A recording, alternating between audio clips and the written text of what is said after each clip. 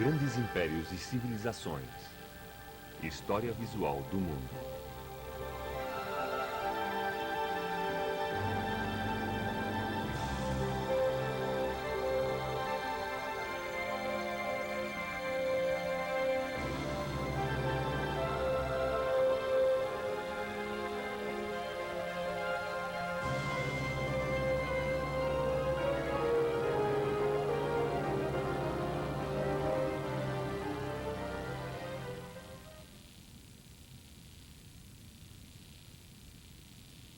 O nascimento da civilização.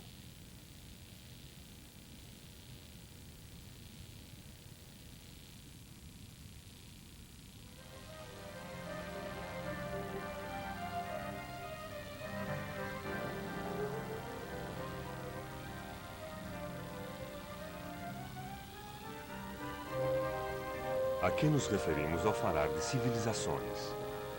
Quais são, na nossa opinião, as características da vida civilizada? A cidade, a grande metrópole, o centro de vida de milhões de pessoas com seus grandes edifícios, suas amplas avenidas e seus monumentos públicos, suas ruas e estradas atestadas de tráfego, o transporte de sua atarefada população. A vida urbana, de uma forma ou de outra, parece querer significar a civilização tal qual conhecemos no século XX.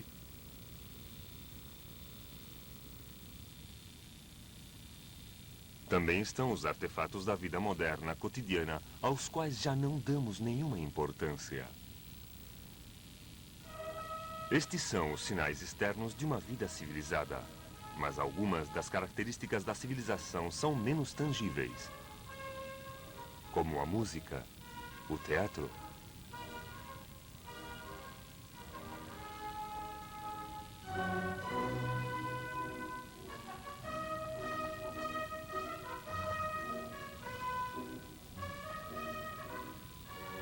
As artes visuais, a pintura, a escultura, a erudição. Os saberes e os conhecimentos acumulados durante séculos passaram de geração em geração.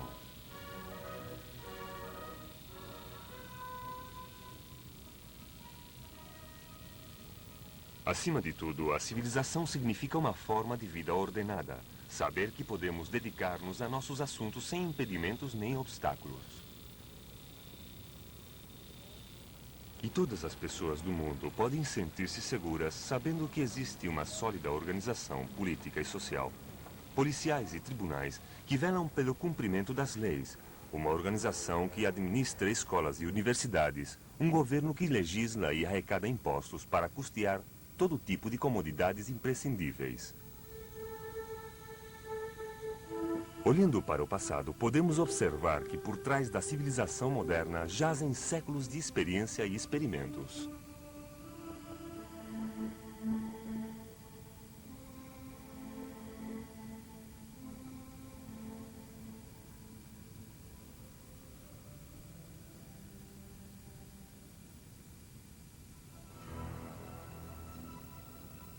As origens da civilização remontam a mais de 6.000 anos.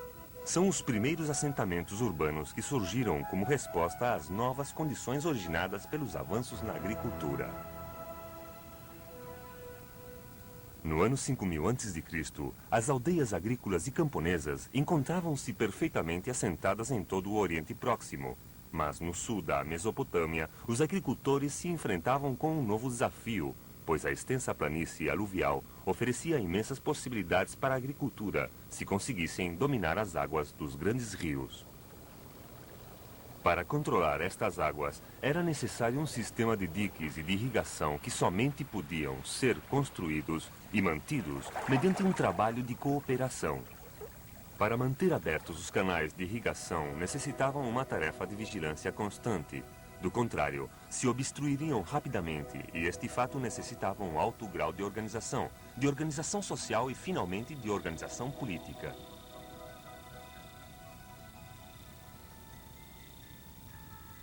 Desta forma, no ano 3000 a.C., no sul da Mesopotâmia, existia um bom número de cidades ou cidades incipientes. Nelas surgiu a mais antiga das civilizações conhecidas, a civilização suméria.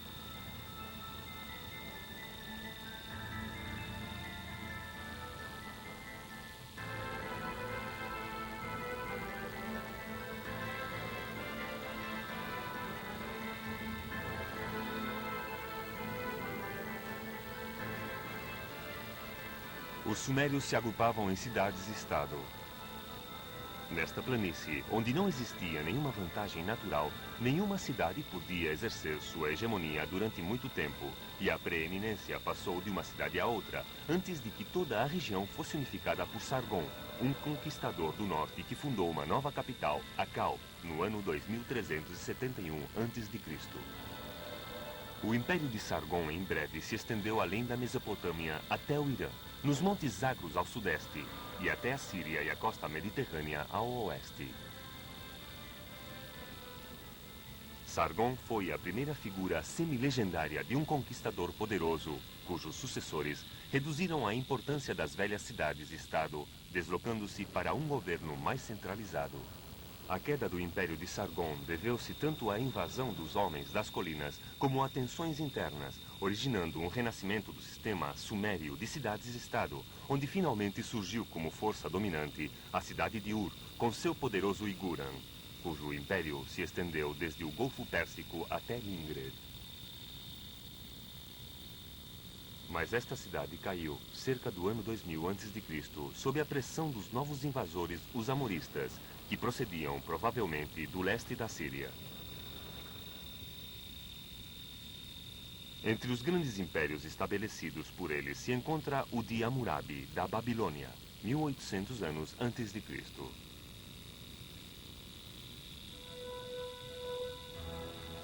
Globalmente, a civilização era a resposta às necessidades e condições especiais da terra e seus cultivos. Todas as primeiras civilizações surgiram nas margens dos vales dos grandes rios.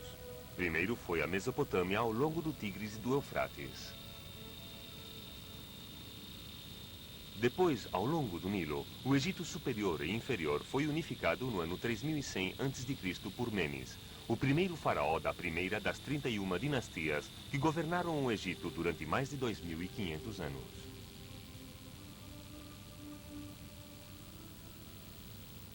O Egito, ao contrário da Mesopotâmia, permaneceu como um país rural com pequenas cidades-mercado e poucas metrópoles.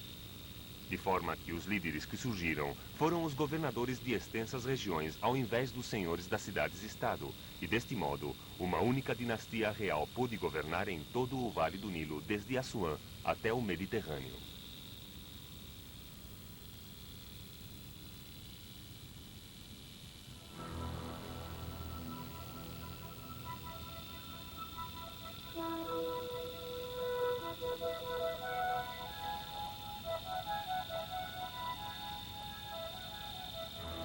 A primeira civilização do subcontinente indiano surgiu há aproximadamente 2500 anos antes de Cristo, nas margens dos afluentes do Indo, no atual Paquistão.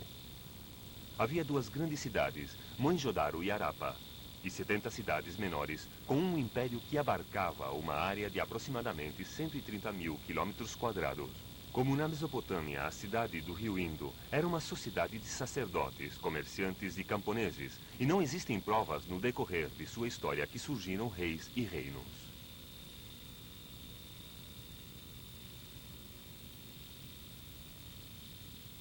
Esta imponente civilização durou 1000 anos, até que desapareceram sem deixar rastro há aproximadamente 1500 anos antes de Cristo. Sua existência não foi descoberta até 1925.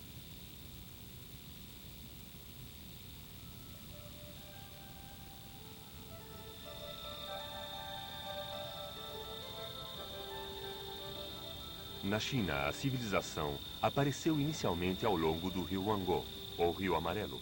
As pequenas comunidades agrícolas que cultivavam o solo das terraças do rio Huanghe e de seus afluentes foram conquistadas há aproximadamente 1700 anos antes de Cristo por um grupo relativamente reduzido de invasores procedentes das estepes da Ásia Interior, os Shan.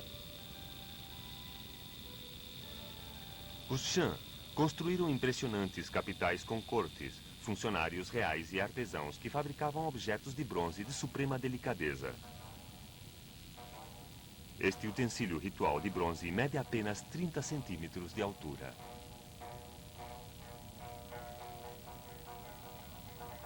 Mas a área de domínio dos Shan ainda era reduzida e a unificação da China não ocorreu até muitos séculos depois.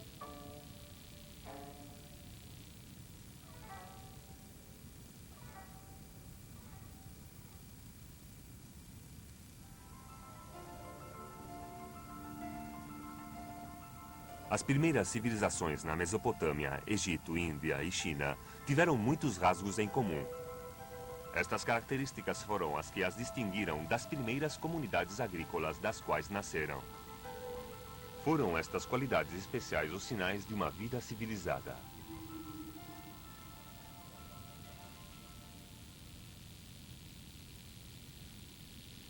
A primeira e mais óbvia é o nascimento das grandes cidades dos centros urbanos. Na Mesopotâmia, podemos fazer certa ideia através dos restos de Nippur, o principal centro religioso da Suméria.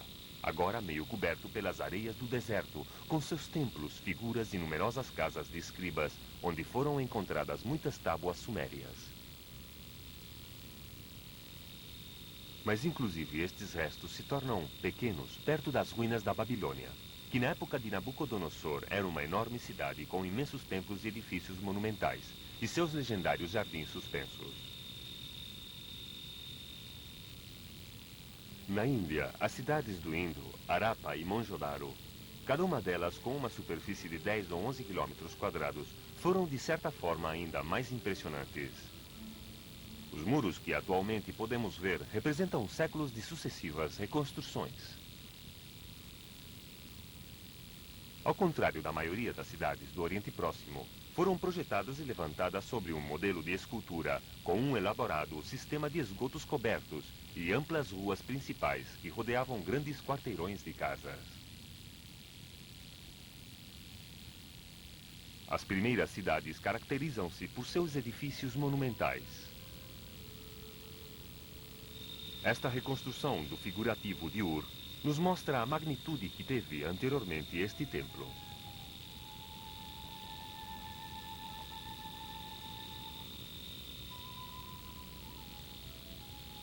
No Egito, seus maiores monumentos são as pirâmides, tumbas gigantescas que acolheram os corpos dos reis deuses, com todas suas riquezas à espera da vida no além. A mais antiga, a do rei Joseph, é a enorme pirâmide escalonada em Saqqara, construída no ano 2650 a.C. A maior, a do faraó Khufu ou Khéops, se encontra em Sifet e se levanta sobre 5,5 hectares com uma altura de quase 150 metros. Foi construída com uma série de enormes blocos de pedra cada, pesando cada um cerca de 2,5 toneladas. Para sua construção foram necessários mais de 2 milhões destes blocos.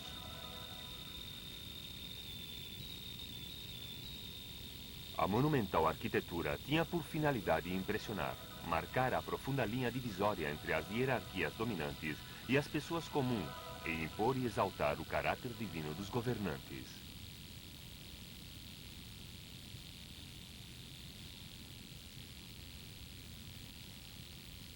A aparição de uma acentuada diferenciação de classes é outra das características básicas das civilizações mais antigas e de todas as posteriores. A riqueza estava concentrada nas mãos de uma nova elite. Primeiro nos sacerdotes, depois, à medida que os palácios começaram a rivalizar com os templos, nos reis, soldados e burocratas, como pode ser facilmente comprovado no famoso estandarte de Ur, que data aproximadamente do ano 2600 a.C.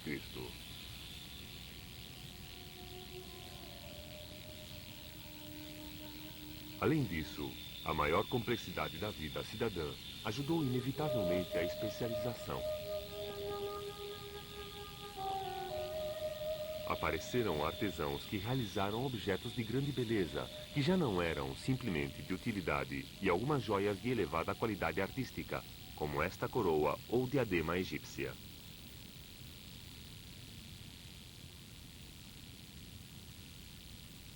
A primeira classe que ficou isenta de outras obrigações foi a sacerdotal, que realizava cerimônias mágicas para aplacar os deuses, controlar as enchentes dos rios e assegurar boas colheitas. Por estas obrigações ocupou um lugar de destaque nas sociedades antigas. Foram os sacerdotes e no Egito os reis quem proporcionaram um estímulo original aos artesãos, cujas primeiras encomendas foram destinadas aos templos. Mas muitas das artes e ofícios dependiam das matérias-primas provenientes do exterior, surgindo como consequência comerciantes profissionais que são especificamente mencionados nas antigas contas do Templo da Agar, por volta do ano 2350 a.C. Na Mesopotâmia e na Índia, as cidades dispunham de bairros reservados para artesãos e comerciantes.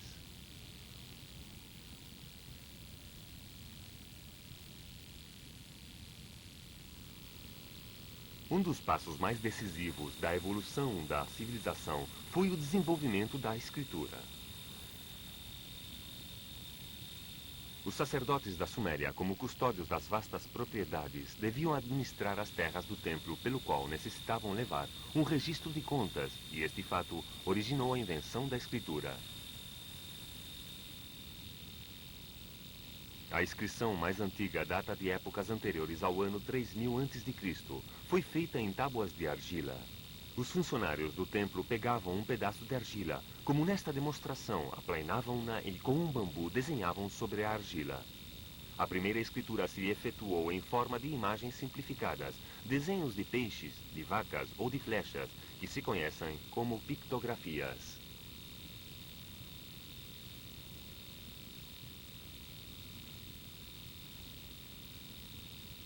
As primeiras imagens foram reduzidas gradualmente a formas convencionais realizadas com traçados em forma de cunha, que se conhecem como escritura cuneiforme. Deste modo, no ano 2000 a.C., a representação de uma vaca, de um peixe ou de uma flecha converteu-se num símbolo uniforme, onde já não se podia reconhecer a imagem original.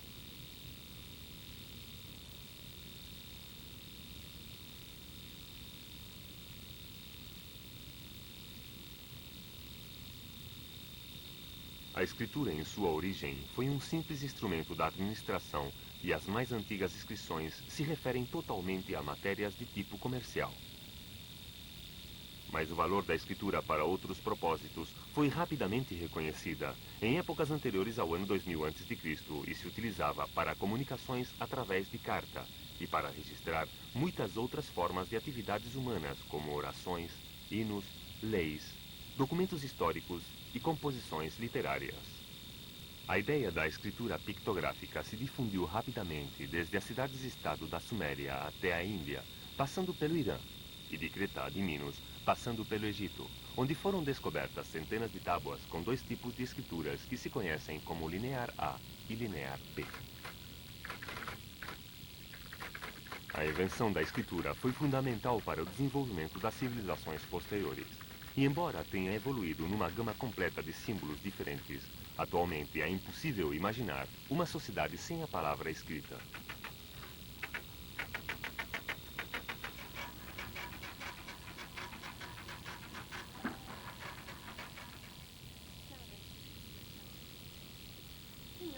Em toda a sociedade civilizada, toda criança deve aprender a ler e escrever, pois a alfabetização é um requisito essencial para converter-se num membro com pleno direito da comunidade.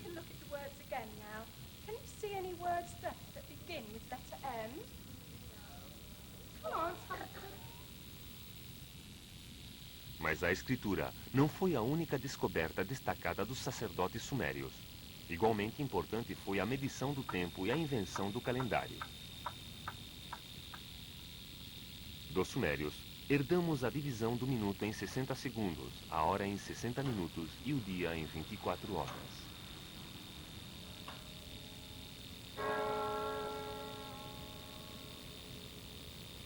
E do Egito, herdamos o calendário básico de 365 dias por ano.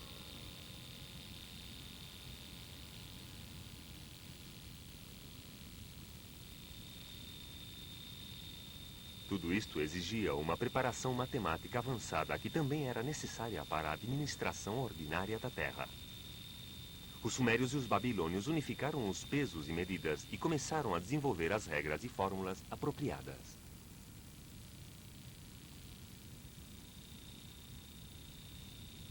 Na época de Hammurabi, os funcionários do templo tinham inventado as fórmulas de multiplicar, aprenderam as operações com números quebrados e eram capazes de resolver raízes quadradas. Colocaram os alicerces das matemáticas e da geometria moderna.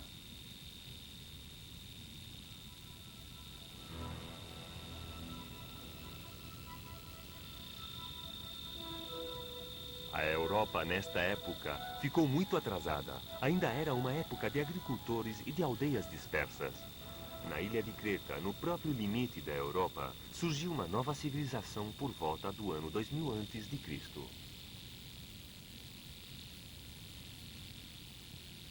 Mas esta civilização, denominada minoica pelo legendário Minos, rei de Cnossos, se desenvolveu na sombra das antigas civilizações do Oriente Próximo, sendo mais considerada como civilização oriental do que como civilização europeia.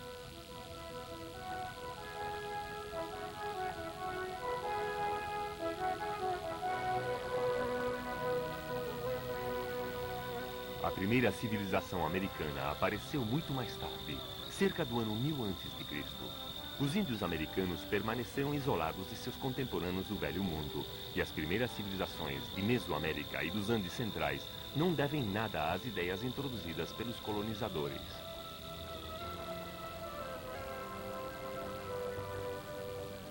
Os anos que vão desde o 3000 ao 2000 a.C. constituem um marco decisivo na história humana. O crescimento das primeiras grandes cidades com sua arquitetura monumental marca o nascimento de uma nova era. Mas a civilização não se mede simplesmente pelo tamanho de suas cidades ou do esplendor de seus monumentos.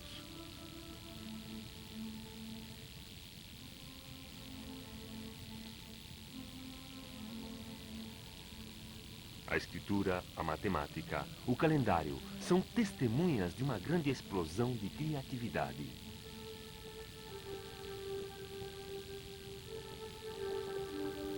Além disso, também está o arado conduzido por bois, amplamente utilizado na Mesopotâmia e no Egito por volta do ano 3000 a.C., que em breve se difundiria na Índia e na China. A roda, e com a roda o carro, e o domínio dos complexos procedimentos químicos que conduz à metalurgia.